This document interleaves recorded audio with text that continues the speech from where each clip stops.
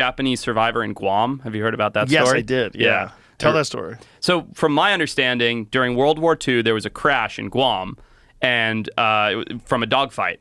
And this Japanese pilot or guy who was in the plane went and hid in a cave up on a mountain in Guam.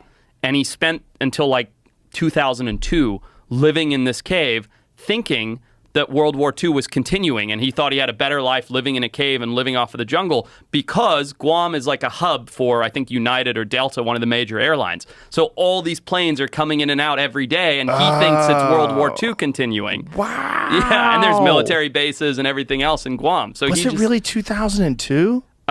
Jamie would have to look, but it was very recent. Like the 80s or something. I didn't know it was like, he must have been old as fuck. Yeah, he was like in his 70s or so. I don't. I'm probably getting the date wrong. We'll but find it. But yeah, still, that's so crazy. But can you imagine? How would you know? And what if you fucked up and went in too early? Right. You know, and then it is still World War II, and they shoot you. Exactly. You just hang out for another year. Yep. Just I'll spend a couple more days in the cave.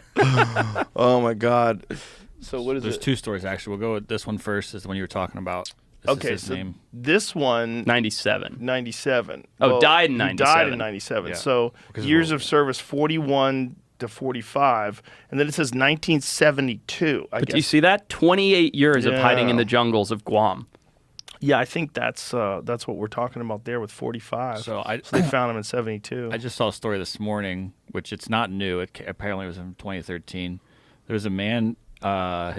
A man took his two sons after Vietnam came, and they were hid in the woods for 40 years. Wow, forced to live off rats and make loincloths out of tree bark. Man who spent 41 years living in the jungle after fleeing Vietnam War makes emotional return to his former home. 41 years.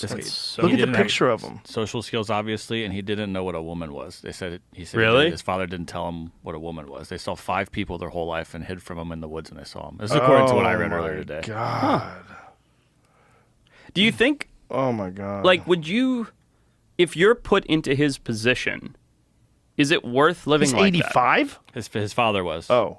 Father 85. I just looked at that really quick. I'm like, God damn, he looks great. Maybe that's how we're supposed to live. Yeah, rat head was his favorite. Rat head. Dude, well, who doesn't like a good rat head? Why is his haircut so good? That's a good question. This is bullshit. I think this is after they found him and they took him back to take pictures and show he was probably showing them what he was doing the whole They've time. redressed him. This is horseshit. Look right here. Yeah, they redressed him. After They 3 redressed years. him in rags. Yeah, That's what he looked like for the photos. That's what he looked like when they That's a little found better. him? Yeah, that looks like a guy living in the woods. Wow. Rat head. He's eating rat heads. What does it say? His son was killed? What does it say? I'm not sure. One day his wife and two of his sons were killed by a mine explosion, putting him in a state of shock. Took his 2-year-old son and fled into the jungle, thereafter never having any contact with anyone else. The pair survived by foraging fruit and cassava from the forest and planting corn. They wore loincloths made of tree bark and lived in a timber hut raised 5 meters above the ground. Cassava is not the stuff that you need to boil and filter and strain. No. What am I thinking of? That's the other probably stuff. Taro root. Is that what it is? Yeah, cassava is like a potato, basically. Right, Yeah. right. What is the one that like actually has strychnine in it? It's very common in the jungle of Central America and South America. I think taro is what you're referring to because it's very starchy and basically inedible until you boil it down. Is that what it is? I think so. That doesn't sound familiar. It doesn't sound right. Taro, I know what taro is.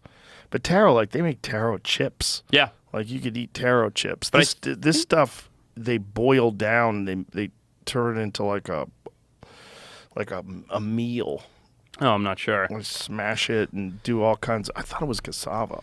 Everything like when we've worked down in the Amazon and stuff in the remote areas of the Amazon, everything's boiled. That's just how everything's like. Day 1, you're like, oh man, this fresh boiled piranha is so good. Day 13, you're like, please God, no boiled piranha for breakfast.